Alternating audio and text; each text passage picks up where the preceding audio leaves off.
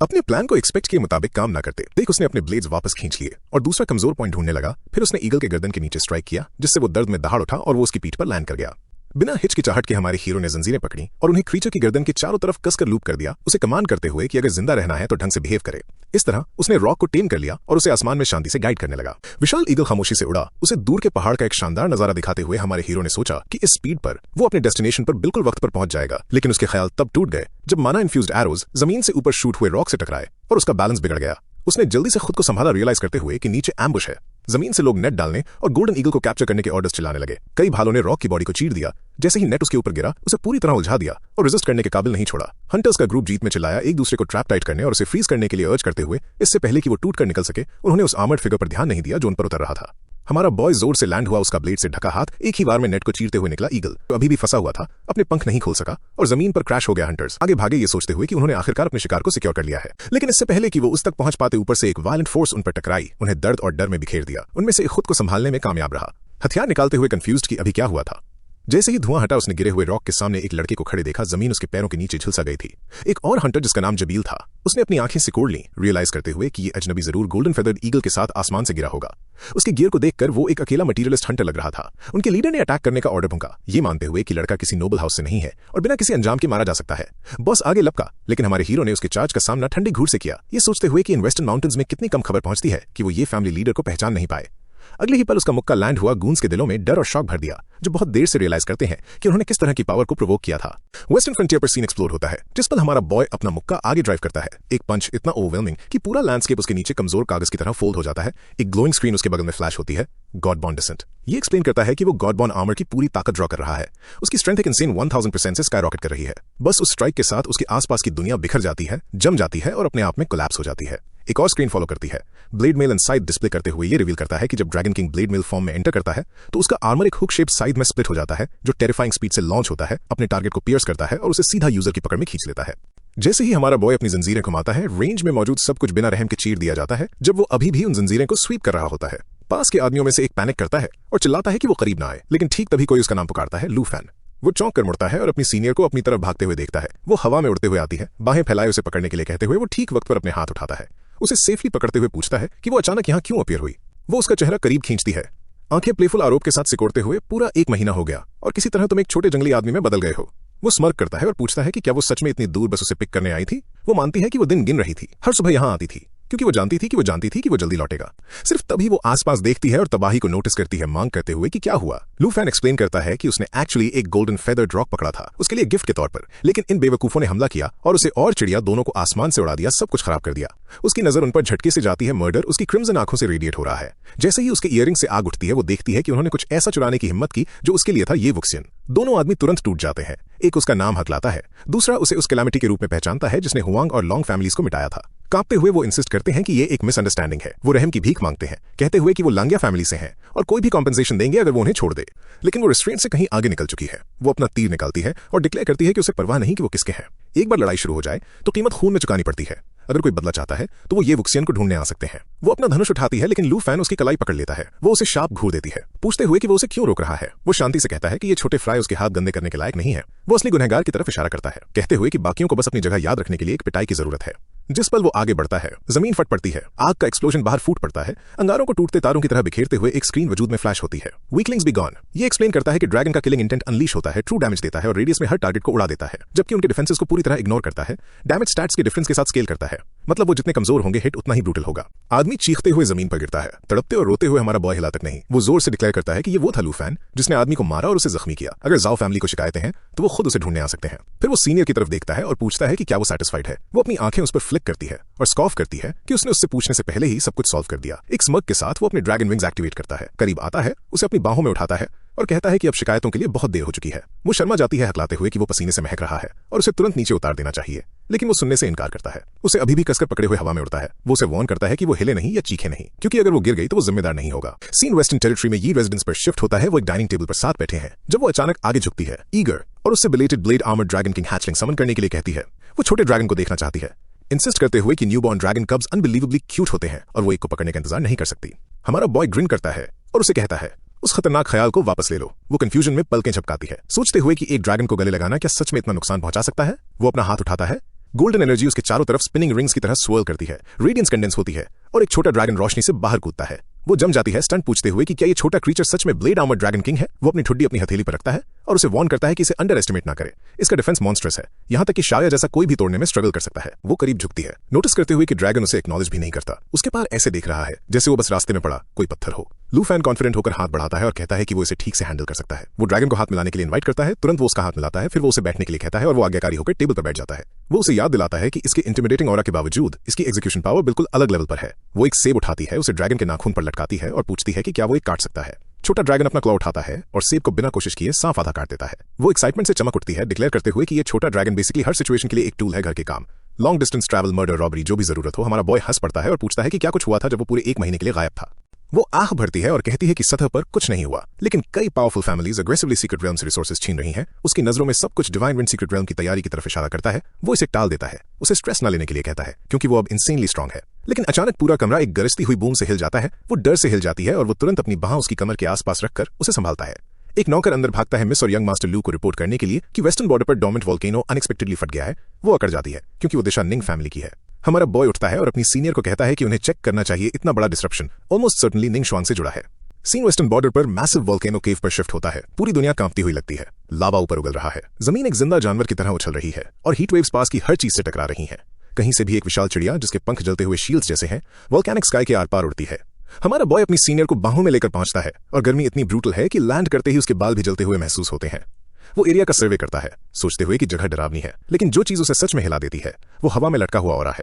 पहले के मुकाबले ये कम से कम 10 गुना ज्यादा स्ट्रांग है। जैसे ही वो पहुंचता है, विशाल चिड़िया अपने पंख फड़फड़ाती है और उड़ जाती है वेस्टर्न टेरिटरी से भागते हुए। सीनियर उसका सिलुएट गायब होते हुए देखती है और बड़बड़ाती है कि लुओ फैमिली जरूर फिर कुछ कर रही है। झुलसाई हुई जमीन मेटल पिघलाने जितनी गर्म है, फिर भी उस चिड़िया ने जीरो स्ट्रगल दिखाया। वो मानती है कि उसके बॉय की ग्रोथ इंसेन रही है, लेकिन उस सी रैंक नोबल फैमिली के पास क्लियरली डरावना टैलेंट भी है। वो रेजिंग वोल्केनो में घूरती है और कहती है कि अंदर लड़की एक पागल औरत की तरह ट्रेन कर रही है। डिवाइन रूइन सीक्रेट रेल में उसे हराने का उसका इरादा साफ है, खासकर क्योंकि वो वहां कोई ड्रैगन पेट समन नहीं कर पाएगा। हमारा बॉय शांत रहता है, कहते हुए कि वो निराश होगी उसकी मैसिव इंप्रूवमेंट के बावजूद ये अभी भी उसे हराने के लिए काफी नहीं होगा। सीनियर अपनी नजर उस पर मोड़ती है और उसे वार्न करती है कि किसी को अंडर एस्टिमेट ना करे। वो एक्सप्लेन करती है कि निंग शुआंग का एक फियांसे है लुओ फैमिली से, लुओ ल्यू, दूसरे सी रैंक नोबल हाउस से। उसकी ताकत डरावनी है और कुछ कहते हैं कि वो निंग शुआंग को भी सरपास कर सकता है। उसकी क्लास एक हिडन जॉब है जिसे आइडोलॉन एमिसरी कहते हैं, एक पावरफुल ट्रांसफॉर्मेशन टाइप। वो ऐड करती है कि फैमिली अभी भी उसके खिलाफ कड़वा ग्रज रखती है और वो सच में डरती है कि वो सीक्रेट रेल्म के अंदर उसे खत्म करने के लिए टीम अप करेंगे। लड़का चुप रहता है, उसके शब्दों को समझने देता है। सीनियर जारी रखती है, कहते हुए कि निंग फैमिली और लुओ फैमिली दोनों उस पर निशाना साधे हुए हैं और दूसरी नोबल फैमिलीज जो उनके इन्फ्लुएंस से डरती हैं वो चारों तरफ से घिरा हुआ। हो सकता है उसकी आवाज में चिंता मिस करना नामुमकिन है। वो करीब आता है, धीरे से एक बाह उसकी कमर के आसपास लपेटता है और पूछता है कि क्या वो सच में उसके लिए इतनी चिंतित है। वो तुरंत पीछे हटती है, शर्माते हुए उसे मजाक बंद करने के लिए कहती है। वो अब उसकी ये फैमिली को रिप्रेजेंट कर रहा है, बेशक वो नहीं चाहती कि वो कहीं मर जाए। वो पूरे कॉन्फिडेंस के साथ मुस्कुराता है, उसे बताते हुए कि वो हर चीज हैंडल कर सकता है जो उसके रास्ते में आएगी। वो अपनी बाहें फैलाता है और डिक्लेयर करता है कि ना सिर्फ वो 2 फैमिलीज बल्कि डिवाइन रूइन सीक्रेट ट्रायल में एंटर करने वाला हर कोई उससे हारेगा। वो उसके कॉन्फिडेंस पर फ्राउन करती है, उसे वार्न करती है कि मल्टीपल सी रैंकिंग फैमिलीज की कंबाइंड पावर को अंडर एस्टिमेट न करे, भले ही उसका ब्लेड आर्मर्ड हैचलिंग और डिवाइन बोन ड्रैगन किंग अंदर अलाउड हो। वो प्रेशर ऐसा नहीं है जिसे आसानी से लिया जा सके। वो उससे पूछता है कि उसे क्या लगता है निंग शुआंग के एट्रीब्यूट्स ट्रांसफॉर्मेशन स्किल एक्टिवेट करने के बाद कहां तक पहुंच सकते हैं। वो एक्सप्लेन करता है कि उसने अभी खुद 10,000 टोटल एट्रीब्यूट्स पार किए हैं, जबकि निंग शुआंग सी रैंक फैमिली के फुल सपोर्ट के साथ बढ़ी हुई है और उसकी क्लास उसके स्टैट्स को और मल्टीप्लाई करती है अपनी पीक पर। वो शायद उसके एट्रीब्यूट्स का 10 गुना हिट कर सकती है।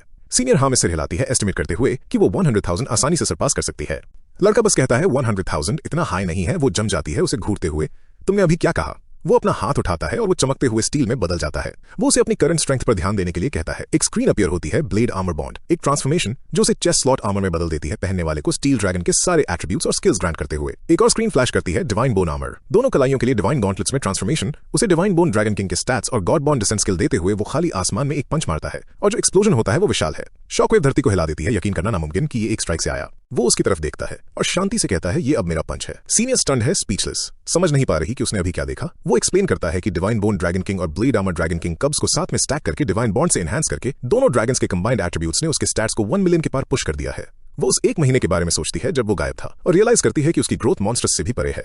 1 मिलियन टोटल एट्रीब्यूट्स, ये अनरियल है। वो जमीन से उठता है पंख फैलाते हुए और उसे कहता है कि उसे बिल्कुल चिंता करने की जरूरत नहीं है। यहाँ तक कि डिवाइन रूइन सीक्रेट रेल्म के अंदर भी वो मल्टीपल फैमिलीज द्वारा घिरे जाने से नहीं डरेगा। सीनियर धीरे से आह भरती है और कहती है कि ऐसा नहीं है कि वो उस पर शक करती है, वो सिर्फ चिंतित है कि इन सी रैंक नोबल हाउसेस द्वारा रेज किए गए एलीट फोर्सेस हद पार कर देंगे। अगर वो उसे प्रोवोक करते हैं और वो उन सबको मार देता है तो ये सी रैंक्स के आर पार एक full scale Nobel family war spark कर सकता है। अगले दिन निंग फैमिली रेजिडेंस पर निंग का पिता मेन काउच पर भारी एक्सप्रेशन के साथ बैठा है। वो अनाउंस करता है कि डिवाइन रूइन सीक्रेट रिल्म में इस एक्सपीडिशन के लिए निंग और लुओ फैमिलीज को पूरी तरह कोऑपरेट करना होगा और एक दूसरे को प्रोटेक्ट करना होगा। किसी भी हालत में कोई और फैमिली स्पिरिट टेम्परिंग लिक्विड पर हाथ नहीं डाल सकती। लुओ लियू कॉन्फिडेंस से जवाब देता है, कहते हुए कि क्योंकि शुआंग उसकी फियांसे है, निंग और लुओ फैमिलीज पहले से ही एक हैं, वो किसी को भी उनके कलेक्टिव इंटरेस्ट को नुकसान पहुंचाने नहीं देगा। ठीक तभी निंग शुआंग कमरे में एंटर करती है और अपनी वापसी डिक्लेयर करती है। उसका पिता तुरंत पूछता है कि क्या वो ब्रेक थ्रू कर चुकी है। वो गर्व से अपनी ठुड्डी उठाती है और अनाउंस करती है कि वो लेवल 110 पहुंच चुकी है और अपना second level 100 skill scarlet sunfire stance master कर लिया है। वो वादा करती है कि इस बार वो उस ड्रैगन टेमर को तड़पाएगी। उसका पिता एक्साइटमेंट में लगभग अपने पैरों पर कूद पड़ता है। सिर्फ 18 की उम्र में लेवल 110 पहुंचना पहले से ही 5th जॉब स्ट्रेंथ के करीब। कोई सी रैंक नोबल कंपेयर नहीं कर सकता। काफी वक्त मिलने पर वो उनकी फैमिली को बी रैंक तक राइज करने के लिए लीड भी कर सकती है। लुओ लियू भी खड़ा होता है और उसके साइड में चलता है, उसकी ताकत की तारीफ करते हुए, और कहता है कि वो डिवाइन रूइन सीक्रेट रिल्म में डेफिनेटली फर्स्ट रेस लेगी। निंग शुआंग तारीफों को इग्नोर करती है और सीधा बिजनेस पर आती है। वो जानना चाहती है कि क्या सब कुछ प्लान के मुताबिक चल रहा है और क्या ड्रैगन टेमर सच में सीक्रेट रिल्म में एंटर कर रहा है। लुओ लियू उसे अश्योर करता है कि लुओ फैमिली इंटेलिजेंस नेटवर्क ने कंफर्म किया कि लड़का आज ये रेजिडेंस लौट आया, साफ सबूत कि वो ट्रायल ज्वाइन करने की तैयारी कर रहा है। निंग शुआंग स्मर्क करती है, राहत महसूस करते हुए कि वो भागा नहीं। लेकिन लुओ लियू कुछ और ऐड करता है, लड़के ने वेस्टर्न रीजन में अपने वक्त के दौरान किसी तरह एक नया ड्रैगन पेट ऑब्टेन किया। निंग शुआंग रुकती है सरप्राइज्ड और पूछती है कि उसने किस तरह का पेट एक्वायर किया। लुओ लियू एक्सप्लेन करता है कि ये एक स्पेशल ड्रैगन है जो वेरेबल इक्विपमेंट में ट्रांसफॉर्म होने के काबिल है। वो सोचने लगती है, रियलाइज करते हुए कि उसने जरूर डिवाइन रूइंस रिस्ट्रिक्शन स्टडी की होंगी और उस बैटलफील्ड के एक ट्रम्प कार्ड टेलर किया होगा। फिर भी वो स्कॉफ करती है कि अगर वो एक ड्रैगन लाता भी है तो रियल उसे बाकी समन करने की इजाजत नहीं देगा। उसकी ओवरऑल स्ट्रेंथ तेजी से गिर जाएगी। निंग और लुओ फैमिलीज के कोऑपरेट करने के साथ उनकी जीत गारंटीड होनी चाहिए। अनॉयड वो जोर से सोचती है कि क्या वो ईमानदारी से मानता है कि वो डिवाइन रूइन सीक्रेट रिल्म को सिर्फ एक ड्रैगन के साथ चैलेंज कर सकता है जो गियर में बदल जाता है। ये इतना आसान नहीं हो सकता। लुओ लियू धीरे से उसके बाल सहलाता है, उसे ओवरथिंक ना करने के लिए कहते हुए, चाहे वो लड़का कितने भी ट्रम्प कार्ड्स लाए, वो अभी भी सिर्फ एक 5 टर्न ड्रैगन टेमर है। लुओ और निंग फैमिलीज यूनाइटेड होकर उसे पूरी तरह कुचल देंगी। वो खुद को कंपोज रहने के लिए फोर्स करता है और कहता है कि उन्हें उस लड़के पर ऑब्सेस करना बंद करना चाहिए और इसके बजाय असली खतरे पर फोकस करना चाहिए। स्पिरिट टेम्परिंग लिक्विड के लिए बी रैंक मुरोंग फैमिली के मुरोंग शान के खिलाफ कंपीट करना। निंग शुआंग तुरंत अकड़ जाती है, डिसबिलीफ के साथ मुरोंग शान का नाम रिपीट करते हुए बी रैंक नोबल हाउस का यंग मास्टर, और वो डिवाइन रूइन सीक्रेट रिल्म में एंटर कर रहा है। ये इंप्लीकेशन उसे इतनी जोर से हिट करता है कि वो अपना सेंटेंस भी पूरा नहीं कर पाती। सीन निंग पर कट करता है जो प्योर फ्रस्ट्रेशन में चिल्लाता है। वो इंसिस्ट करता है कि ये नामुमकिन है। सेकंड ईयर नोबल फैमिलीज कभी डिवाइन रूइन सीक्रेट रिल्म की परवाह नहीं करती। भले ही स्पिरिट टेम्परिंग लिक्विड कीमती है, लेकिन ये इतना भी कीमती नहीं है कि एक बी रैंक पावर हाउस को लुलभा सके। लुओ लियू शांति से आगे बढ़ता है और एक्सप्लेन करता है कि अंकल निंग पूरी कहानी नहीं जानते। 2 साल पहले मुरोंग शान पहले ही लेवल 119 तक पहुंच चुका था, 5वें पुनर्जन्म से बस आधा कदम दूर। लेकिन पूरे 2 साल गुजरने के बावजूद वेस्टर्न फ्रंटियर से एक भी अपडेट ने उसके ब्रेक थ्रू को कंफर्म नहीं किया है। लुओ फैमिली की इंटेलिजेंस के मुताबिक मुरोंग शान उन पूरे 2 सालों से नॉन स्टॉप तैयारी कर रहा है, खुद को रोक कर रखा है ताकि वो 5th लेवल पर एक परफेक्ट असेंशन अचीव कर सके, और ये इंश्योर करने के लिए कि कुछ भी गलत ना हो, वो स्पिरिट टेम्परिंग लिक्विड यूज करने का प्लान बना रहा है ताकि अपने एट्रीब्यूट्स को और भी आगे पुश कर सके। लुओ लियू कमरे में चारों तरफ देखता है और साफ तौर पर कहता है कि मुरोंग शान का डिवाइन विंड सीक्रेट रियल में एंटर करने का पूरा मकसद उस लिक्विड को सिक्योर करना है और उसे यूज करके ट्रांसफॉर्मेशन के 5th स्टेज में एक फ्लॉलेस स्ट्राइक में ब्रेक करना है। अंकल निंग स्टन्ड होकर कांच पर गिर जाते हैं। स्पीचलेस ये ट्विस्ट कुछ ऐसा था जो उन्होंने कभी इमेजिन नहीं किया था। वो फिर से बोलने के लिए मुंह खोलते हैं, लेकिन निंग शुआंग तेजी से बीच में बोल पड़ती है। भले ही मुरोंग शान सेकंड टियर नोबल फैमिली से आता हो, वो अभी तक 5th लेवल पर नहीं पहुंचा है। वो कहती है कि निंग और लुओ फैमिलीज की कंबाइंड पावर के साथ भी उसे हराना शायद नामुमकिन हो सकता है। फिर वो आह भरती है और 2 साल पहले उससे मिलना याद करती है। सेकंड क्लास हाउस के एक और एलीट के साथ सफर करते हुए एक सीक्रेट रिल्म में एक रेयर अपॉर्चुनिटी पर टकराव हुआ और मुरोंग शान ने इसे एक सिंगल स्किल के साथ खत्म कर दिया। उस लड़ाई को देखने के बाद वो सच्चाई समझ गई। हालांकि वो सब सी रैंक लेबल्ड है, लेकिन उनके और उस जैसे किसी शख्स के बीच का फर्क एक बॉटमलेस अबिस है, और अगर मुरोंग शान स्पिरिट टेम्परिंग लिक्विड चाहता है तो रियलिस्टिकली उनके पाने के चांसेस लगभग ना के बराबर हैं। लेकिन वो पीछे झुकती है, अपने पैर क्रॉस करती है और कहती है कि कुछ भी एब्सोल्यूट नहीं है। सीक्रेट रिल्म रिस्ट्रिक्शन से भरा हुआ है और मुरोंग शान शेप शिफ्ट टाइप क्लास का भी नहीं है। जब तक वो रियल में एंटर नहीं करते, कोई नहीं जानता कि चीजें कैसे मोड़ लेंगी। लुओ लियू बीच में आता है, मोराल गिरने देने से इनकार करते हुए वो अंकल निंग को उम्मीद न खोने के लिए कहता है। डिवाइन विंड सीक्रेट रिल्म में किस्मत कभी कभी रॉ स्ट्रेंथ पर हावी हो जाती है।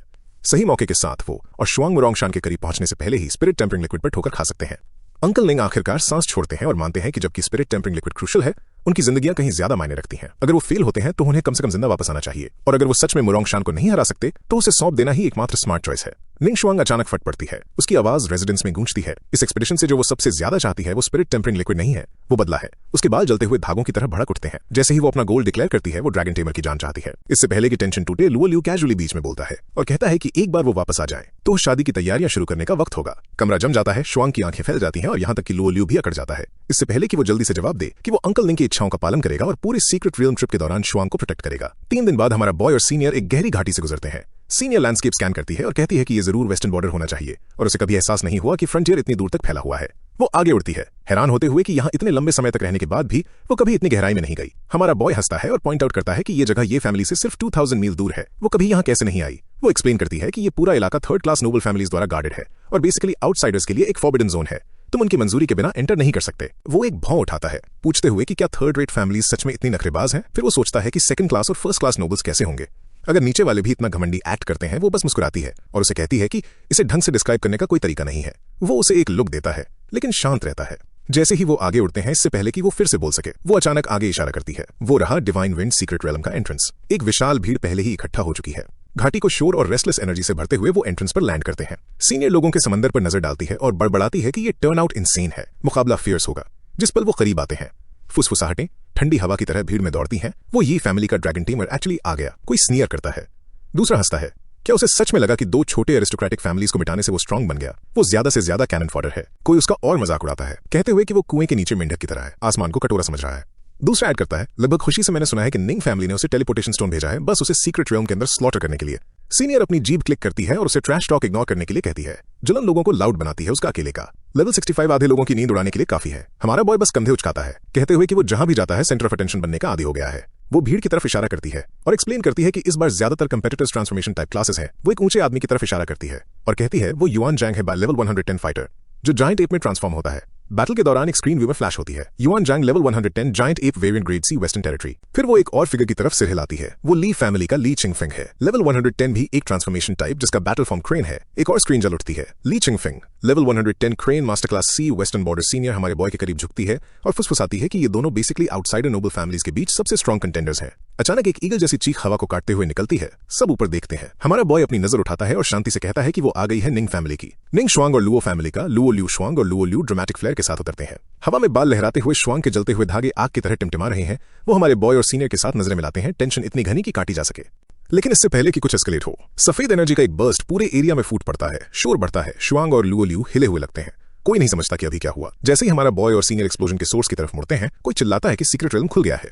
सफेद एनर्जी विशाल सिंकहोल के ऊपर वेस्टर्न डेजर्ट में भर जाती है। ब्राइटनेस इतनी इंटेंस है कि ये अपने आसपास सब कुछ डिस्टॉर्ट कर देती है। सीनियर एक नजर देखती है और कहती है सीक्रेट रेलम खुलने में बस कुछ पल दूर है। युआन तुरंत एक्साइटमेंट में फूट पड़ता है हंसते हुए कि उसने इस पल के लिए बहुत लंबा इंतजार किया है। हमारा बॉय अपना लाइटनिंग स्टोन पकड़ता है और रियलाइज करता है कि टेलीपोर्टेशन स्टोन अब एक्टिव है। एक सिस्टम स्क्रीन अपीयर होती है अनाउंस करते हुए कि डिवाइन विंड सीक्रेट रेलम ऑफिशियली खुल गया है। एक और स्क्रीन फॉलो करती है एक्सप्लेन करते हुए कि डिवाइन विंड टेलीपोर्टेशन स्टोन एक हाई क्वालिटी कंज्यूमेबल है जो यूजर को सीधा सीक्रेट रेलम एंट्रेंस पर भेजता है। युआन अपना स्टोन पकड़ता है और भी पंप्ड हो जाता है। वो सबको कहता है स्टे शार्प और फिर एक बैटल हंग्री मेनियक की तरह एक्ट करते हुए डिक्लेयर करता है कि एक बार अंदर जाने पर सारे दुश्मन कुचल दिए जाएंगे।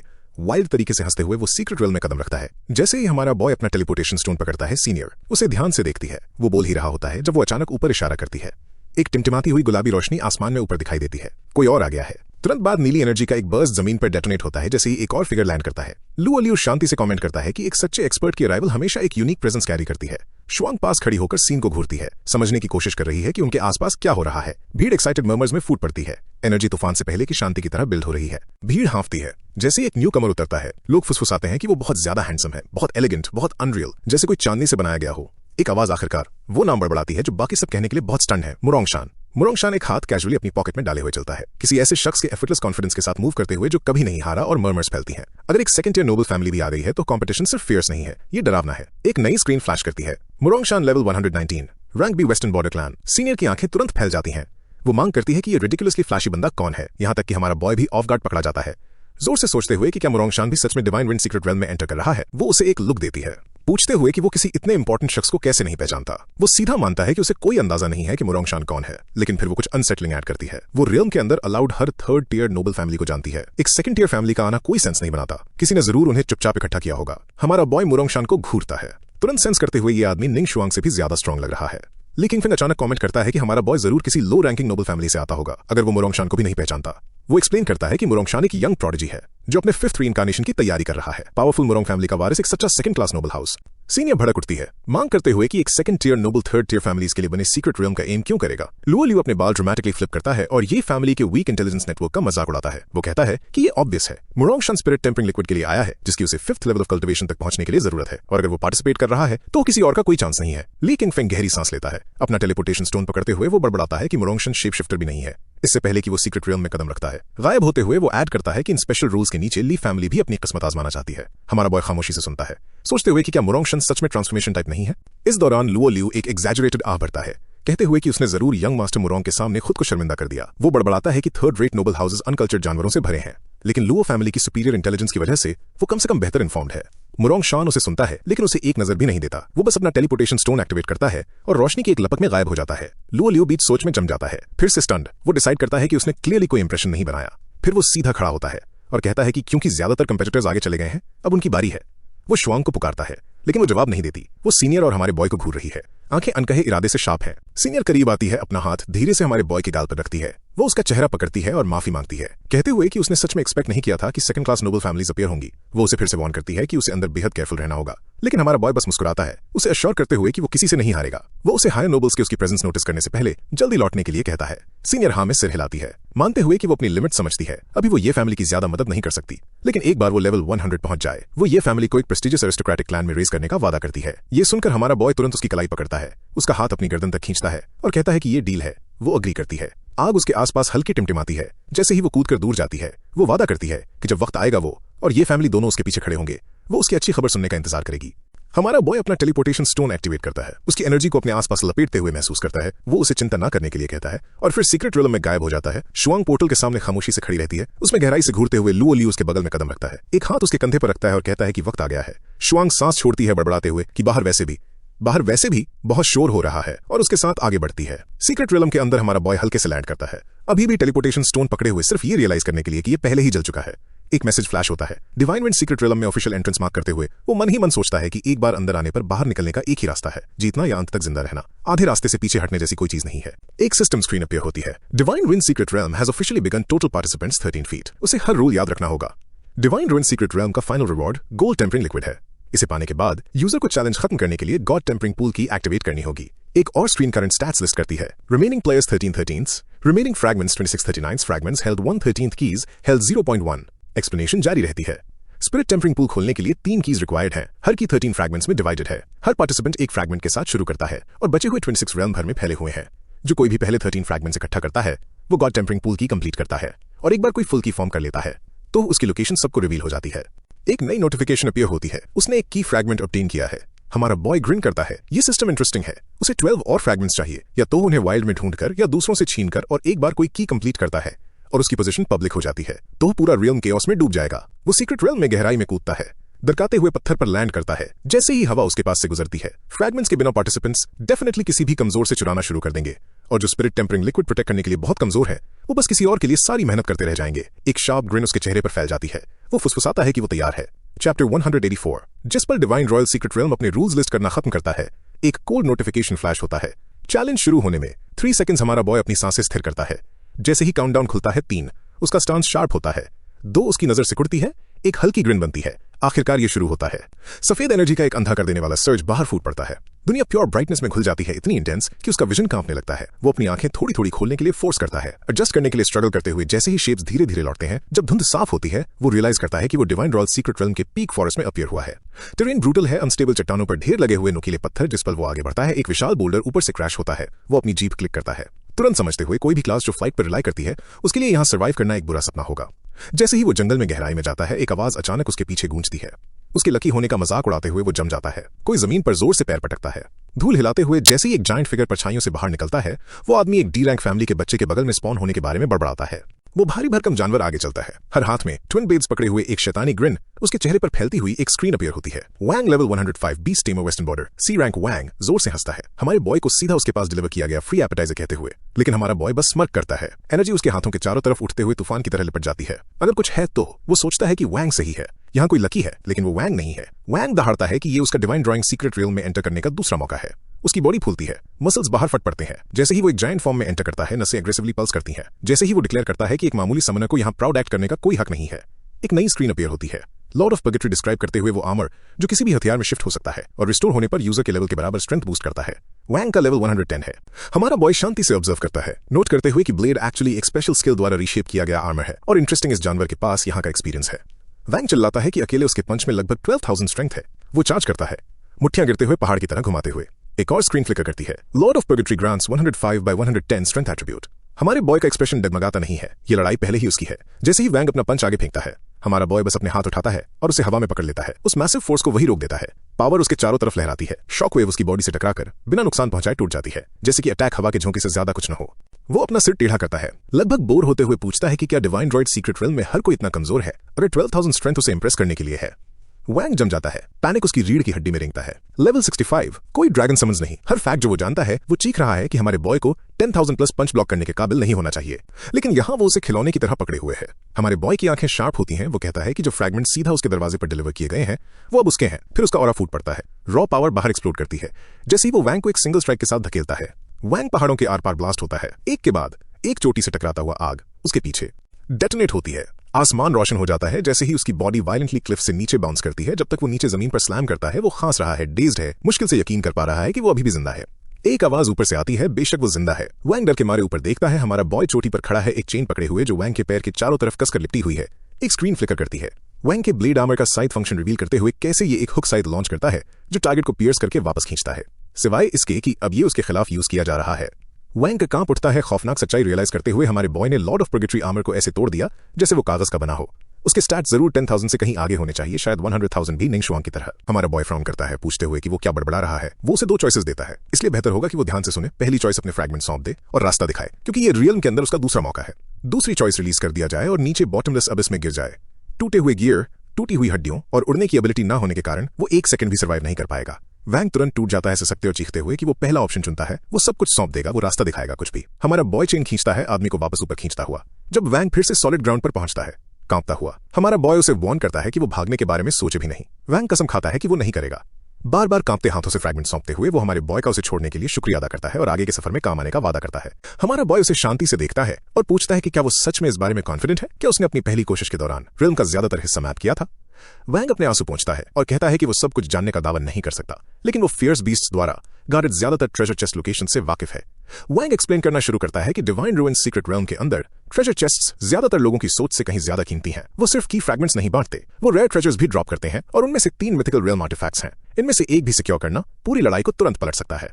पहला रियल्म टॉलिस्मन है, एक कंज्यूमेबल जो सिर्फ रियल्म के अंदर काम करता है। अगर इसका holder divine ruins secret realm के अंदर मर जाता है तो टॉलिस्मन अपने आप एक्टिवेट हो जाता है और उन्हें फुल एचपी के साथ रिवाइव कर देता है। जिस पल यूजर रियल्म छोड़ता है टॉलिस्मन गायब हो जाता है। दूसरा artifact forbidden magic stone seal है। एक बार एक्टिवेट होने पर ये एक ऐसा फील्ड क्रिएट करता है जहां कोई भी स्किल्स कास्ट नहीं कर सकता। हर फाइटर को रॉ फिजिकल कॉम्बैट में फोर्स करता है। दूसरा सील यूज करने से इफेक्ट पूरी तरह कैंसिल हो जाता है। और फिर आखिरी आर्टिफैक्ट है उन सब में सबसे strong God hunting heavy crossbow. बाकियों के उलट पूरे रियल में सिर्फ एक ही एग्जिस्ट करता है।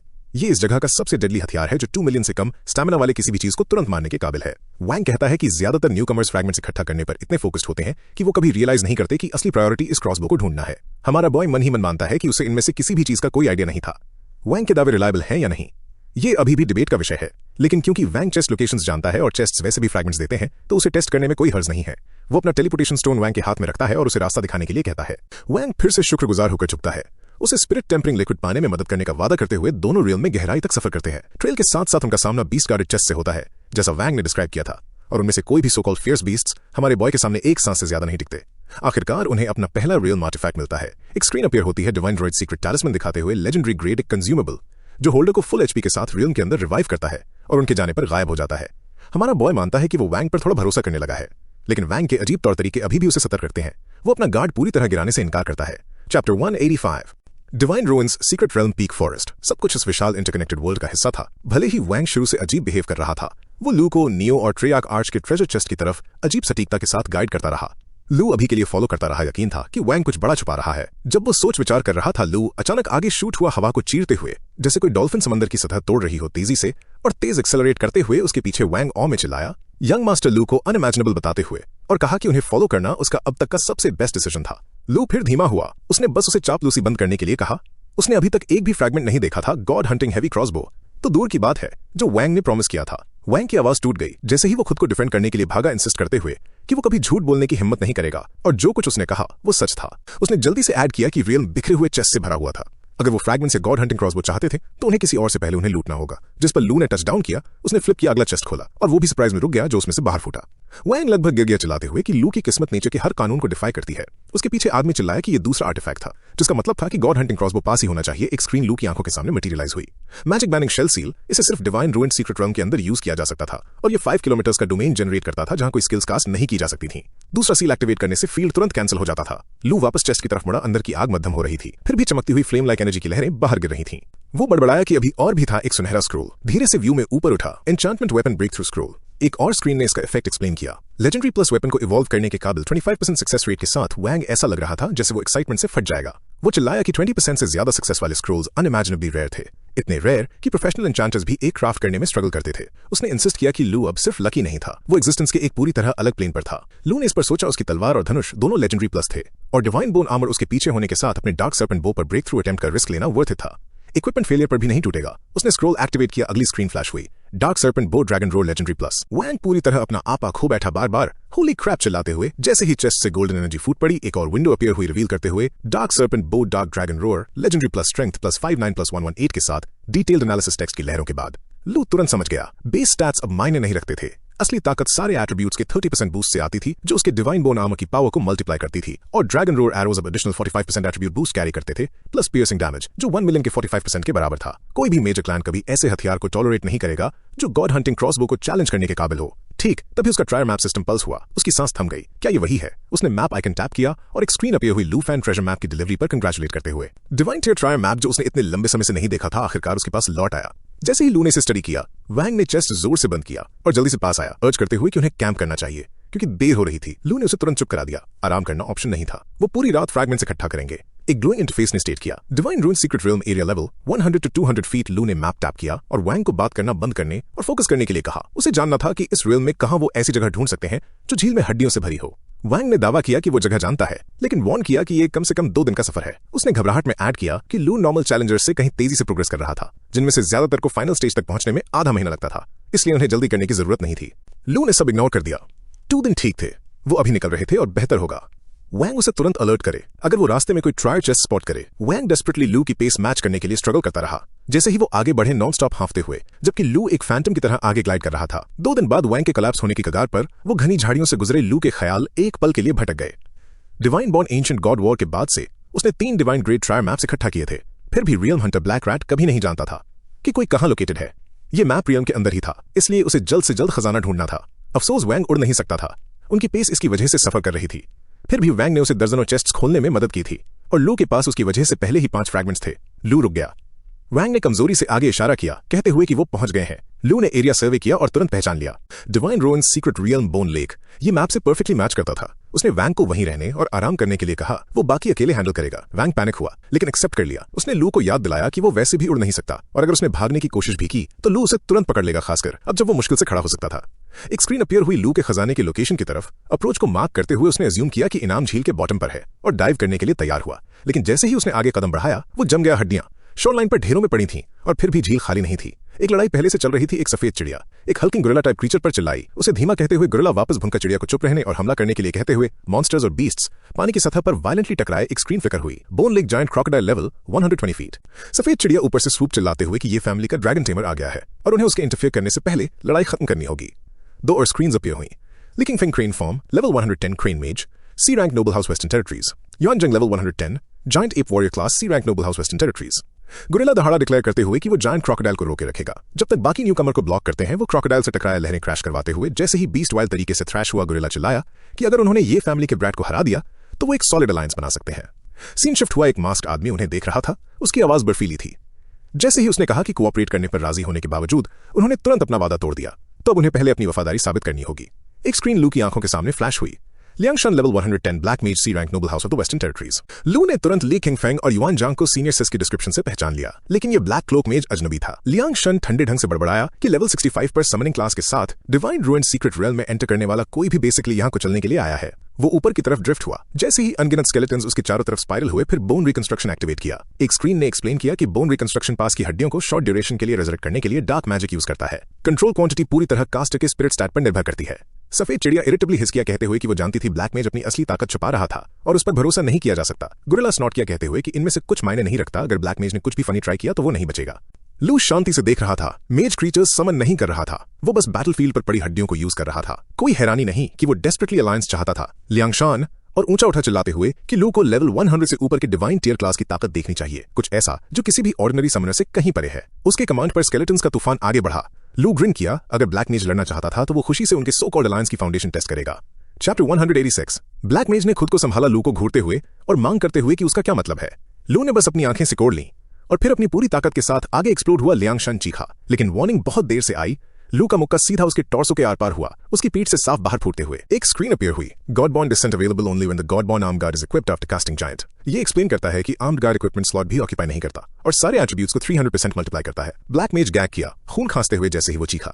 उनके ऊपर सफेद चिड़िया मिड फ्लाइट जम गई। स्पीचलेस वांग पैनिक में पहुंचा, पूछते हुए कि एक्सप्लोजन क्या था। लू ने दूर नहीं देखा। जैसे ही उसने कहा यहाँ अलायंसेस बेमायने है, अंत में वही खड़ा होगा चाहे कुछ भी हो। लियांगशान मरकर गिर गया। उसके आसपास के सारे स्केलेटन्स तुरंत बिखर गए, धूल में कोलैप्स हो गए, जैसे कि वो कभी थे ही नहीं। जैसे ही लू टूटे हुए फ्रैगमेंट्स और बिखरे हुए रिमेन्स के बीच खड़ा हुआ सफेद एनर्जी का एक वायलेंट ब्लास्ट बाहर फूट पड़ा, पूरी झील को हिला दिया।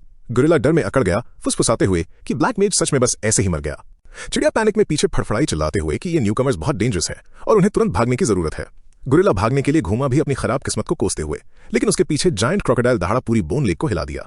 हमारा बॉय चिड़िया पर लॉक करता है जो आसमान के रास्ते भागने की कोशिश कर रही है। अपने हाथ के एक झटके के साथ जंजीरें बाहर फूट पड़ती हैं। एक स्क्रीन पॉपअप होती है, ब्लेड आर्मर साइड, एक्सप्लेन करते हुए कि चेन एक हुक साइड फायर कर सकती है जो पियर्सिंग डैमेज देती है और टारगेट को वापस खींचती है। वो उसे फेंकता है। साइड चिड़िया के पंख को चीरती है। फेदर्स और मांस फाड़ते हुए क्रीचर एक श्रिल दर्दनाक चीख मारती है। जैसे ही खून आसमान में स्प्रे होता है, हमारा बॉय कहता है कि एक और है और उसे वार्न करता है कि भागने के बारे में सोचे भी नहीं। चिड़िया हेल्पलेसली स्क्रीच करती रहती है जबकि गोरिल्ला जम जाता है, आंखें डिसबिलीफ में फैली हुई। जैसे ही हमारा बॉय जख्मी चिड़िया को वापस फील करता है जैसे कोई मछुआरा पकड़ खींच रहा हो, गोरिल्ला पैनिक करता है और चिल्लाता है। चिड़िया उस पर चिल्लाती है। भागने के लिए गोरिल्ला लड़खड़ाता है चिल्लाते हुए, नहीं नहीं। हमारा बॉय धुंधले में आगे बढ़ता है। डरी हुई चिड़िया गोरिल्ला पर क्रैश करती है और एक पल में दोनों वापस अपने ह्यूमन फॉर्म्स में ट्रांसफॉर्म हो जाते हैं। युवान अपना पैर पकड़ता है दर्द में चीखते हुए, जबकि चिड़िया ली खिंगफिंग में शिफ्ट होती है जो तुरंत रहम की भीख मांगता है। वो हमारे बॉय से रुकने की मिन्नत करता है, वादा करते हुए कि वो अब और नहीं भागेंगे। हमारा बॉय उसकी तरफ बढ़ता है, हमेशा की तरह शांत। वो कहता है कि वो उन्हें जाने दे सकता है। अगर वो अपने फ्रैगमेंट सौंप दें, उन्हें वैसे ही सरेंडर करना होगा जैसे उन्होंने गोल्ड एलिक्सिर दिया था और उन्हें उसके साथ लड़ना भी होगा। वैंग पहुंचता है हांफते हुए और यंग मास्टर लू को चिल्लाते हुए पूछता है कि क्या हुआ, क्योंकि ये एक लड़ाई जैसा लगा। ली वैंग पर भड़कता है रॉयल डिग्निटी के बारे में चिल्लाते हुए और उस पर बहुत जल्दी झुकने का आरोप लगाता है। वैंग तुरंत वापस फायर करता है। वो ली को कहता है कि उसके पास बोलने का कोई हक नहीं है, उसे उस पैथेटिक हालत को अच्छे से देखना चाहिए जिसमें वो है। वो कहता ली क्लियरली नहीं समझता कि यंग मास्टर लू असल में कितने पावरफुल है। वैंग डिक्लेयर करता है कि लू की ताकत वाला कोई शख्स पॉसिबली लेवल 65 नहीं हो सकता, वो कम से कम लेवल 119 होना चाहिए। हमारा बॉय शांति से जवाब देता है कि लेवल अकेले स्ट्रेंथ डिटरमिन नहीं करता। एक क्रोकोडाइल एरिया में तैरता है, उसका डोर्सल रिज पानी को ब्लेड की तरह काटता हुआ। ली जल्दी से युआन को कहता है कि अगर वो अपने फ्रैगमेंट सौंप देते हैं तो यंग मास्टर लू उन्हें प्रोटेक्ट करेंगे और जीत इंश्योर करेंगे। वो लू से सीधा पूछता है कि क्या वो सच में अपना वादा नहीं तोड़ेगा। इससे पहले कि लू जवाब दे पाता, युआन चिल्लाता है उसके पीछे इशारा करते हुए। एक स्क्रीन अपीयर होती है, डेडली बाइट। क्रोकोडाइल के पास बाइट करने का 30% चांस है। हर हिट 10% एचपी डील करता है और ब्लीडिंग इन्फ्लिक्ट करता है विशाल। बोन क्रोकोडाइल हमारे बॉय के पीछे उठता है, जबड़े इतने चौड़े कि एक घर निगल लें। लो कहता है बेशक वो ये फैमिली को रिप्रेजेंट करता है और वो हमेशा अपने वादे निभाता है। उसकी बॉडी फूलती है जैसे ही वो जायंट फॉर्म में एंटर करता है, फिर वो आगे शूट होता है और सीधा क्रोकोडाइल के मुंह में उड़ता है। एक स्क्रीन फ्लैश करती है, फेटल बाइट इंटरप्टेड। फॉलो करते हुए गॉडबॉर्न डिसेंट गॉडबॉर्न आर्मर के साथ सिंक में एक्टिवेट होते हुए युआन और ली जम जाते हैं। पूरी तरह स्टंट वैंग गर्व से अपनी बाहें फोल्ड करता है और कहता है उसने पहले ही उन्हें वार्न किया था। हमारा बॉय कैजुअली पीछे देखता है, कहते हुए कि वो क्रोकोडाइल के बारे में लगभग भूल ही गया था। फिर वो पूछता है कि वो ट्रेजर चेस्ट कहाँ लोकेटेड है जिसे ये गार्ड कर रहा था। ली के दिमाग में हजार ख्याल घूम रहे थे। इस लड़के ने अभी अभी एक खूंखार जानवर को एक ही वार में ढेर कर दिया था जिसके खिलाफ वो आधे दिन से स्ट्रगल कर रहे थे। क्या उसने पहले उनसे लड़ते वक्त अपनी असली ताकत यूज भी नहीं की थी? युआन अभी भी जमीन पर गिरा हुआ था और अपने जख्मों को पकड़े हुए कमजोरी से झील की तरफ इशारा किया। खजाने का संदूक वहीं था, उसने अपना सिर झुका लिया, मानते हुए कि यंग मास्टर लू ने उनकी जान बख्श दी है और उनकी पहले की एरोगेंस के लिए माफी मांगी। वैंग दूसरे रास्ते की तरफ खिसक गया, हमारे बॉय को सिकड़ी हुई आंखों से देखते हुए। हमारे बॉय ने हाँ में सिर हिलाया और कहा, अच्छा है, कम से कम उन्हें आखिरकार समझ आ गया। ली ने जोर से थूक निकला, फिर ली, क्वेंच और फिंच के फ्रैगमेंट्स सौंप दिए। युआन ने तुरंत अपने फ्रैगमेंट्स भी सरेंडर कर दिए। उसने कहा कि लू सब कुछ ले सकता है और वो सीक्रेट रियल्म कॉन्कर करने में उसकी मदद करने के लिए तैयार है, बिल्कुल वैसे ही जैसे वैंग ने वादा किया था। हमारे बॉय ने फ्रैगमेंट्स कलेक्ट किए, उन्हें बताते हुए कि उन्होंने सही फैसला लिया है। अगर वो निंग फैमिली का साथ चुनते तो उनका अंजाम बिल्कुल उस क्रोकोडाइल की श्रेडेड कॉर्प्स जैसा होता। एक स्क्रीन अपीयर हुई, गॉड टेम्परिंग पूल की dew. Fragments obtain Shinshu secret realm fragments 713 की 0/1। लेकिन हमारा बॉय अचानक रुका, उसके इंस्टिंक्ट्स को कुछ चुभा। वैंग कहाँ गायब हो गया? उसने आसपास स्कैन किया, आंखें सिकुड़ते हुए खामोशी। फिर झील के बगल में एक बॉक्स फटकर खुला। वैंग बाहर निकला इतनी जोर से हंसते हुए कि उसकी आंखों से लगभग आंसू निकल आए। उसने हमारे बॉय का मजाक उड़ाया, बिल्कुल मेरी तरह रिपीट करते हुए, और इसे अपनी जिंदगी का सबसे फनी जोक बताया।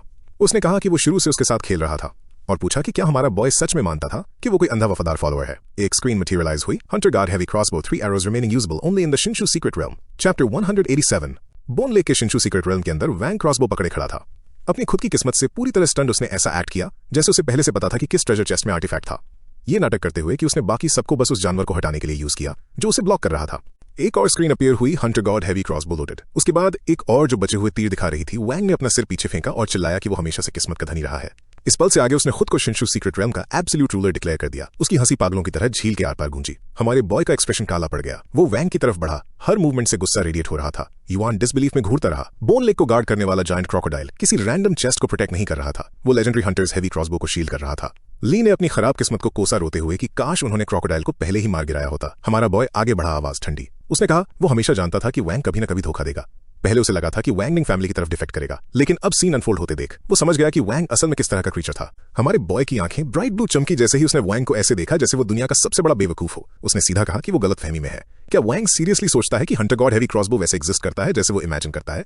फिर उसकी बॉडी एक्सपैंड हुई, पंख उसके पीछे खुल गए। जैसे ही वो अपने जायंट फॉर्म में हवा में उठा, परछाई झील पर फैल गई। उसने वैंग से पूछा कि क्या वो ईमानदारी से मानता है कि वो सीक्रेट रेल्म को कंट्रोल कर सकता है और उसे चैलेंज कर सकता है। क्या वैंग के पास उसके लिए ताकत भी है? वैंग ने अपने पैर मजबूती से जमाए शांत होने का नाटक करते हुए उसने हमारे बॉय को घमंडी कहा, क्रॉसबो को ऐसे पकड़े हुए जैसे वही सारा कॉन्फिडेंस हो जो उसे चाहिए। उसने कहा कि वो कभी उनके पीछे अंधा होकर नहीं चला, वो हर चीज के लिए तैयार होकर आया था। ली ने फ्राउन किया, कंफ्यूज्ड। उसने कहा हंटर्स क्रॉसबो में सिर्फ 3 तीर थे। वैंग इतना अनस्टॉपेबल एक्ट क्यों कर रहा है? युआन ने पूछा कि उसका क्या मतलब है। वैंग हंसी में फूट पड़ा। उसने रिवील किया कि जो भी ट्रेजर चेस्ट उन्होंने पहले खोदा था उसमें लोडिंग कंपोनेंट्स थे। उसने क्रॉसबो उठाया और बिना हिचकिचाहट के फायर किया। एक और स्क्रीन अपीयर हुई hunter god heavy crossbow loaded और उसके नीचे दर्जनों तीर बचे हुए ली का जबड़ा गिर गया। वैंग के पास 60 से ज्यादा तीर है। युआन इमोशनल होकर गिर गया, फुसफुसाते हुए कि सब खत्म हो गया। इतने शॉट्स के साथ एक हिट भी इंस्टेंट मौत है। हमारे बॉय बिना हिले खड़ा रहा, रियलाइज करते हुए कि वैंग का ट्रेजर मैप वाला ट्रिक कभी उसे गाइड करने के लिए नहीं था, वो सब बस ये ट्रैप सेट करने के लिए था। वैंग लगातार फायर करता रहा, चिल्लाते हुए कि क्रॉसबो की पावर कोई ऐसी चीज नहीं है जिसे कोई मामूली इंसान सर्वाइव कर सके। हर शॉट के पीछे 10,000 एंड्योरेंस पॉइंट्स के साथ 200 लेवल से नीचे का कोई भी हिट झेलकर जिंदा नहीं रह सकता। एक तीर हमारे बॉय के पास से निकला। शॉकवेव ने उसके पंखों को खींच लिया, लेकिन उसने आसानी से डॉज कर लिया। ली प्रेशर के नीचे कांप रहा था, मानते हुए कि कोई भी उस तरह की फायर पावर सर्वाइव नहीं कर सकता। युआन एक ग्लांसिंग हिट के बाद पहले ही खून खांस रहा था, लेकिन हमारा बॉय मजबूती से खड़ा रहा। उसने वैंग को कहा कि उसने एक भारी गलती की है। वैंग और भी गुस्से में आ गया। वो पागलों की तरफ फायर करने लगा। उन्हें मरने के लिए चीखते हुए स्क्रीन्स बार बार फ्लैश हुई। Hunter god heavy crossbow loaded 60 arrows remaining 58 feet हर गुस्सैल शॉट के साथ गिरते हुए। वो अंधाधुंध तीर लॉन्च करता रहा, चीखते हुए कि लू उससे ऊपर उठने का सपना भी ना देखे। एक तीर सीधा हमारे बॉय की तरफ गया, इतना करीब कि उसे छूकर निकल जाए। ली और युआन पैनिक में चीखे, तभी अचानक एक विशाल आग का धमाका हुआ। वैंग, ली और युआन पीछे फेंक दिए गए जख्मी और धुएं में दम घुटते हुए। युआन जोर से खांसा मानते हुए कि ली किंगफिंग भी उसके डायरेक्ट हिट से नहीं बचा होता। वैंग ने अपनी ठुड्डी से खून पोंछा और हर दिशा में फायर करना जारी रखा। वो दहाड़ा कि वो जितना चाहे छुप सकते हैं, उसके पास पूरे रियन को जलाने के लिए काफी बोल्ट्स हैं। एक और स्क्रीन पॉपअप हुई। Crossbow reloaded. वैंग ने बचे हुए शॉट्स चेक किए और शॉक रह गया कि वो कितनी तेजी से गिर रहे थे, जबकि वो अनकंट्रोलेबली फायर कर रहा था। फिर वो दोबारा हंसने लगा, पागल होकर चिल्लाया कि हंटर गॉड हैवी क्रॉसबो सच में अपना नाम अर्न करता है। उसने दावा किया कि लू फैन गया पूरी तरह वेपराइज हो गया, राख भी नहीं बची। स्मग कॉन्फिडेंस के साथ क्रॉसबो नीचे करते हुए वैंग ने डिक्लेयर किया कि सेकंड टियर नोबल फैमिली का मुरांगशान भी इस अल्टीमेट आर्टिफैक्ट के सामने गिर जाएगा। वैंग आगे बढ़ा और ली और युआन को जमीन पर घिसते हुए पाया। उसने ठंडी घूर के साथ क्रॉसबो उठाया और उन्हें कहा कि अब उन्हें जिंदा रखने का कोई मतलब नहीं है। उसने कहा, ली किंगफेंग क्लियरली जानता था कि ट्रेजर चेस्ट में लोडिंग पार्ट्स भी थे। ली तुरंत टूट गया रोते हुए और उसे रुकने की भीख मांगते हुए। युआन ने वांग को शांत करने की कोशिश की, लेकिन वांग अचानक बड़ा हो गया। अपने खुद के जायंट फॉर्म में एंटर करते हुए उसकी आवाज गर्जी कि वो उनकी लाशों की तलाशी ले सकता है। शायद उनके पास क्रॉसबो रिफिल करने के लिए एक्स्ट्रा बोल्ट्स हों। युआन पैनिक हुआ, अपने हाथ डेस्परेटली हिलाते हुए कहा कि वो बिना सोचे बोला था और रहम की भीख मांगी। उसने इंसिस्ट किया कि वो वांग को निंग और मुरोंग फैमिली से लड़ने में भी मदद कर सकते हैं। ली ने फिर मिन्नत की, कहा कि वो हमेशा शांति से रहे हैं। वांग से उन्हें छोड़ने के लिए कहा। तभी एक परछाई गिरी, हमारा बॉय धुएं से बाहर निकला जिंदा और बिना किसी चोट के, और वांग से पूछा कि वो टारगेट्स क्यों बदल रहा है जबकि उसने अभी तक उसे मारा भी नहीं है।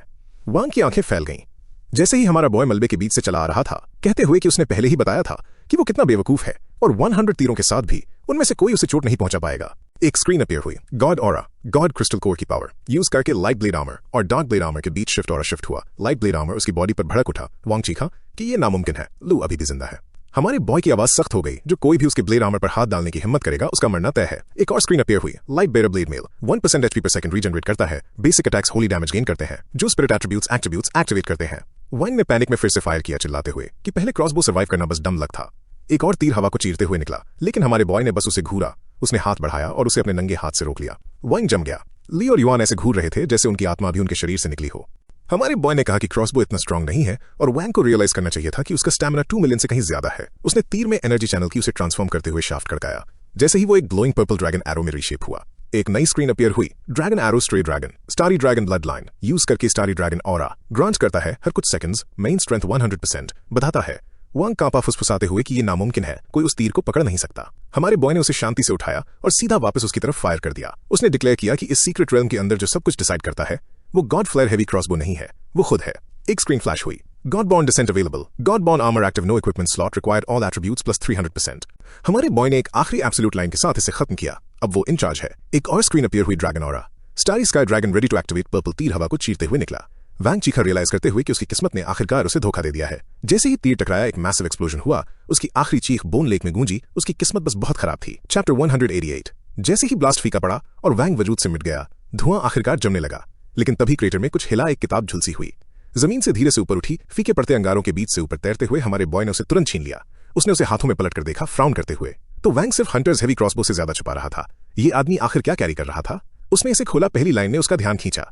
May 20th फार नॉर्थ मेन पायनियरिंग का 211th दिन। वो पढ़ता रहा राइटर व्हाइट आइस फील्ड्स, अनंत कोहरा जमाने वाली हवाएं, एक ऐसी जमीन जहां पौधे भी काटने जितने ठंडे हैं के बारे में बात कर रहा था। लेकिन फिर एक दिन कुछ नामुमकिन हुआ। राइटर का सामना एक ड्रैगन से हुआ। एक विशाल एंशिएंट मॉन्स्टर आसमान को चीरते हुए निकला। सिर्फ उसकी मौजूदगी ने हर चीज से जान खींच ली। एक सांस, सिर्फ एक पूरा इलाका बेजान बर्फ में बदल गया। उस दिन से फार नॉर्थ एक फॉरबिडन जोन बन गया जहां कोई इंसान सर्वाइव नहीं कर सकता। हमारे बॉय पन्नों को तेजी से पलटने लगा। आंखें सिकुड़ते हुए उसने कभी एक्सपेक्ट नहीं किया था कि वैंग के पास ड्रैगन्स के बारे में इंफॉर्मेशन वाली नोटबुक होगी। डिस्क्रिप्शन में जो जादू उसने अनलीश किया वो आइस ड्रैगन किंग के गुस्से से लगभग परफेक्टली मैच करता था। उसका दिल जोर से धड़कने लगा। अगर ये आइस ड्रैगन असली है, अगर वो इस रियम को छोड़ने के बाद उसे ढूंढ सकता है, अगर वो उसे टेम कर सकता है, तो उनकी ताकत उनके पास मौजूद किसी भी चीज से कहीं आगे निकल जाएगी। बिना हिचकिचाहट के वो जमीन से कूदा और ऊपर रॉकेट की तरह गया। उसे इस रियम को जल्दी खत्म करना है। एक बार ये खत्म हो जाए, वो सीधा फार नॉर्थ के लिए निकल रहा है। वो ली और युआन की तरफ नीचे उतरा। उसके ख्याल शार्प हो रहे थे। जिस पल दोनों ने उसे देखा, डर उनके चेहरों पर छा गया, खासकर तब जब जंजीरें उसके चारों तरफ मटेरियलाइज हुई। एक सिस्टम स्क्रीन अपीयर हुई। Blade mail side. जब blade mail dragon king blade mail armour form में होता है तो वो हुक साइज में स्प्लिट हो सकता है, जो हाई स्पीड पर लॉन्च होती हैं, पियर्सिंग डैमेज देती हैं और टारगेट को आगे खींचते हैं। हमारे बॉय कूदा चेन बिजली की तरह बाहर निकली। हुक्ड साइड ने युआन को तुरंत पकड़ लिया और उसे हवा में खींच लिया। एक धड़कन बाद ली भी खींच लिया गया। उसने दोनों को अपनी पकड़ में रखा और शांति से पूछा कि क्या उनके पास कहने के लिए कुछ और है। ली ने डेस्परेटली चेन पकड़ी। कांपते हुए उसने कहा कि वो हर फ्रैगमेंट, हर सप्लाई सब कुछ सौंप देगा। उसने बख्श दिए जाने की भीख मांगी, इंसिस्ट करते हुए कि मरे हुए लोग वैसे भी उसके किसी काम के नहीं हैं। युआन करा अपने जख्मों को पकड़े हुए उसने चिल्लाया कि वो हार मानता है, उसे मार दे या टॉर्चर करे। अगर हमारा बॉय यही चाहता है, लेकिन जल्दी करे। फिर उसकी आवाज टूट गई और वो डेस्परेटली स्विच कर गया, वादा करते हुए कि अगर उसे छोड़ा गया तो युआन फैमिली हमारे बॉय का एक बड़ा एहसान मानेगी, भले ही इसका मतलब तलवारों के पहाड़ या आग के समंदर पार करना हो। हमारे बॉय ने दो कांपते हुए आदमियों को देखा और पूछा कि क्या वो सच में मानते हैं कि ये उसे इंप्रेस करने के लिए काफी है। ली ने तुरंत जवाब दिया। आवाज कांप रही थी, कहते हुए कि अगर हमारा बॉय उन्हें मरना चाहता तो वो बिना उंगली उठाए उन्हें मार सकता था। उनके अभी भी सांस लेने की इकलौती वजह यही होनी चाहिए कि वो उन्हें जिंदा ज्यादा वैल्यूबल समझता है। हमारे बॉय ने बस जवाब दिया, तो क्या? ली लगभग आंसुओं में गिर गया। उसने भीख मांगी कि वजह जो भी हो, जब तक उन्हें जिंदा रहने दिया जाता है वो किसी भी चीज के लिए राजी हो जाएंगे। युआन कंफ्यूज्ड पूछा कि हमारा बॉय ऐसी चीजें क्यों सौंप रहा है। जैसे ही हमारे बॉय ने उन्हें छोड़ा, ली युआन के हाथों में क्रॉसबो को घूरने लगा। युआन ने हथियार पकड़ा और बड़बड़ाया, अगर हमारा बॉय डरता नहीं है तो वो घूमकर उसे शूट कर सकते हैं। ली उस पर भड़का, उसे मसल ब्रेन फुल कहते हुए फैक्ट ये है कि हमारा बॉय उन्हें हंटर्स हेवी क्रॉसबो देने की हिम्मत करता है। इसका मतलब उसके पास जरूर कुछ कहीं ज्यादा डरावना होना चाहिए। उसने युआन को वार्न किया कि अगर वो मौत ढूंढ रहा है तो बेहतर होगा ली को अपने साथ न घसीटे। युआन ने अपनी आंखें घुमाई, कहते हुए कि उसे रिमाइंडर की जरूरत नहीं है। वो बड़बड़ाया कि जिंदगी उसका दम घोंटती रहती है और सोचा कि ये तकलीफ आखिरकार कब खत्म होगी। फिर उसने झील की तरफ देखा और पूछा कि हमारा बॉय वहां खड़े होकर किस तरह का स्टंट पुल कर रहा है। ली बड़बड़ाया कि हमारा बॉय डेफिनेटली इनमें से किसी भी चीज को आसान नहीं बना रहा है। सीन पहाड़ों में ऊंचाई पर शिफ्ट होता है। हमारा बॉय एक ट्रेजर बॉक्स के पास घुटनों पर बैठा है। जब वो उसे खोलता है तो गोल्डन एनर्जी फूट पड़ती है और पूरे एरिया में भर जाती है। एक स्क्रीन फ्लैश करती है। वो ट्रेजर मैप पर मार्क लोकेशन तक पहुंच गए हैं। एक और स्क्रीन अपीयर होती है। Dragon barriers legacy golden kings length times 1 obtained। एक और screen golden dragon king set activation 4/5 all attributes plus level times 50 feet. अगला आता है skill book servant contract times 1, फिर enchantment level removal times 1 obtained और आखिरकार enchantment weapon breakthrough scroll acquired. हमारा boy chest में घूरता है, एक्सप्रेशन ब्लैंक। बेशक कोई ड्रैगन एग्स नहीं है, कभी कोई ड्रैगन एग्स नहीं होते। वो एन्चेंटमेंट स्क्रोल उठाता है। एक ड्रैगन एम्बलम उसकी सतह पर लिपटा हुआ है और आग दोनों तरफ से फूट रही है। वो मन ही मन सोचता है कि ऐसे फायदे हमेशा शर्तों के साथ आते हैं। एक screen enchantment level removal explain करती है। एक कंज्यूमेबल जो आइटम्स या इक्विपमेंट से लेवल रिक्वायरमेंट्स हटाने के काबिल है। एपिक क्वालिटी जैसे ही वो उसे पकड़ता है। एक और एन्चेंटमेंट मटेरियलाइज होता है, आग। एक बार फिर उसके हाथों के चारों तरफ फूट पड़ती है। वो उसे उठाता है और फुसफुसाता है। एक स्क्रीन रिवील करती है वेपन ब्रेक थ्रू स्क्रोल, एक कंज्यूमेबल जो लेजेंडरी ग्रेड वेपन को उसकी लिमिट से आगे पुश करता है। 25% सक्सेस रेट के साथ अगर सफल हुआ तो हथियार कुछ कहीं ज्यादा स्ट्रांग में इवॉल्व हो जाता है। वो काफी देर तक उसे घूरता रहता है। वो रियलाइज करता है कि वो इसे अपने main weapon Mars meteor sword को अपग्रेड करने के लिए यूज कर सकता है। वो खुद से कहता है हिचकिचाने का कोई मतलब नहीं है। अगर ब्रेक थ्रू स्क्रोल काम करता है तो करता है, अगर नहीं तो वो बाद में निपट लेगा। वो मार्स मीटियर सोर्ड निकालता है। जिस पल उसकी उंगलियां हिल्ट पर लिपटी हैं, आग दहाड़ कर जिंदा हो जाती है। आग एक जिंदा क्रीचर की तरह ऊपर लिपटी है और वो तलवार को अपने दाएं हाथ में उठाता है, जबकि बाएं से एनर्जी चैनल करता है। पावर ब्लेड के जरिए फ्लड करती है। इतनी घनी और वायलेंट होती जाती है कि आग की लहरें पूरे एरिया को निगल लेती हैं। गर्मी अंधा कर देने वाली हो जाती है। आग इतनी घनी कि असली तलवार उसके अंदर पूरी तरह गायब हो जाती है। फिर एक स्क्रीन व्यू में फूट पड़ती है, star fire streams multiply obtained. जैसे ही वो हथियार पकड़ता है वो रियलाइज करता है कि तलवार लगभग इनविजिबल हो गई है, सिर्फ आग बची है, एक बदलती हुई आग जिसमें कोई फिजिकल ब्लेड नजर नहीं आ रही। वो ग्रिन करता है, इसका मतलब उसके अटैक्स प्रेडिक्ट करना मुश्किल होगा, पढ़ना मुश्किल और अनंत गुना ज्यादा डेडली। जब आग आखिरकार शांत होती है, कुछ आग से नीचे गिरता है एक किताब, वो उसे पकड़ लेता है। सर्वेंट कॉन्ट्रैक्ट एक नई स्क्रीन खुलती है। सर्वेंट कॉन्ट्रैक्ट क्लास की फुल डिटेल्स डिस्प्ले करते हुए ये एक बीस्ट मास्टर टाइप एबिलिटी है। किसी टारगेट पर यूज करने से वो टारगेट जबरदस्ती उसके मिनियन में कन्वर्ट हो जाता है। ड्यूरेशन पूरी तरह उसके और विक्टिम के एट्रीब्यूट्स के बीच के डिफरेंस पे डिपेंड करती है। गैप जितना बड़ा होगा कंट्रोल उतना लंबा चलेगा और इफेक्ट डिस्पेल किया जा सकता है। अगर टारगेट काफी स्ट्रांग हो, हमारा बॉय हाथ में किताब घुमाता है, सोचते हुए कि एक स्किल जो मॉन्स्टर्स और यहां तक कि क्लास यूजर्स को भी वफादार सर्वेंट्स में बदल सकती है, ये लगभग टू ओवरपावर्ड है। वो स्मर्क करता है, वो सोचता है कि रियल कॉम्बैट में ये एबिलिटी कितनी ब्रोकन होगी। सीन शिफ्ट होता है, वो वापस ली और युआन की तरफ चलता है। ली हंटर्स हेवी क्रॉसबो घबराहट में पकड़े हुए है और पूछता है कि क्या आप जाने का वक्त है। हमारा बॉय अपना सिर हिलाता है, इससे पहले कि वो हिले वो कहता है वो उन्हें एक बफ देगा, कुछ स्पेशल। वो उन्हें ध्यान से सोचने के लिए वार्न करता है। अगर वो उन्हें सीक्रेट रेल्म के अंदर पूरी आजादी ग्रांट करता है तो क्या वो इसे एक्सेप्ट करने के लिए तैयार है? युआन फ्राउन करता है, कंफ्यूज्ड किस तरह का बफ इतना स्ट्रांग हो सकता है।